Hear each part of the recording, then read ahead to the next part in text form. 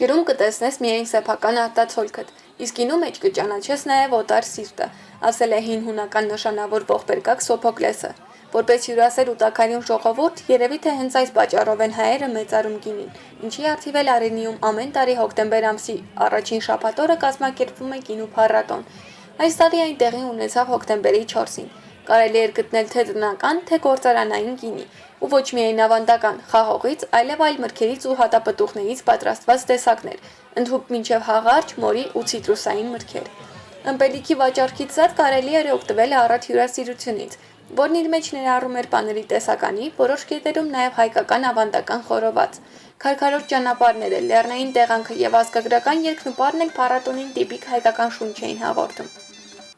Հայկական անուշահամ գինին համտեսելու են եկել Հայաստանի մայրաքաղաքից ու տարբեր մարզերից։ Հետաքրքրված էին հատկապես զբոսաշրջիկները, ովքեր իրենց տպավորություններով կիսվում էին թե իրենց ընկերների, թե տեղացիների հետ, փորձելով ճանաչել հայ ժողովրդի սիրտը։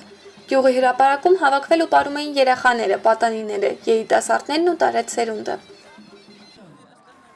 Միհրանը, ով Պարենք հայերեն նախաձեռնության անդամ է, հայտնեց. Ես առաջին անգամ եմ մասնակցում այս փառատոնին, բայց մեր խումբն աշխատում է բաց չթողնել ոչ մի նման միջոցառում։ Այսօրվա փառատոնին մասնակցելու հատուկ հրավեր չի եղել։ Մենք մեր ցանկությամբ ենք եկել ոչ միայն ուրախանալու, այլև ուրախացնելու եւ միջոցառման մասնակիցներին ու կազմակերպիչներին աջակցելու համար, ինչու ոչ նաեւ ողջունելու մեր ազգային մշակույթը։ Հատկանշական էր այն, որ միջոցառմանը մասնակցում էին նաեւ բազմաթիվ ճանաչված մարդիկ։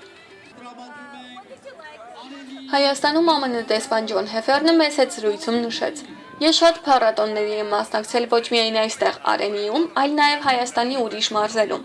Նման միջոցառումներում ինձ ամենաշատը դուր է գալիս այն, որ դրանք մարդկանց դուրս են բերում Երևանից դեպի մարզեր, որտեղ ժողովուրդը կարող է վայելել իր տոները, ազգային ուտեստներն ու բնությունը։ Եթե ինքս կազմակերպեի նման փառատոն, չէի մոռանա նաև հնեաբանական ու պատմական արժեք ներկայացնող կոթողների մասին։ Արշավ կկազմակերպեի զբոսաշրջիկներին դրանց հետ ծանոթացնելու, տեղացիներին էլ սեփական մշակույթով կրկին անգամ հիանալու ու հպարտանալու հնարավորություն տալու համար։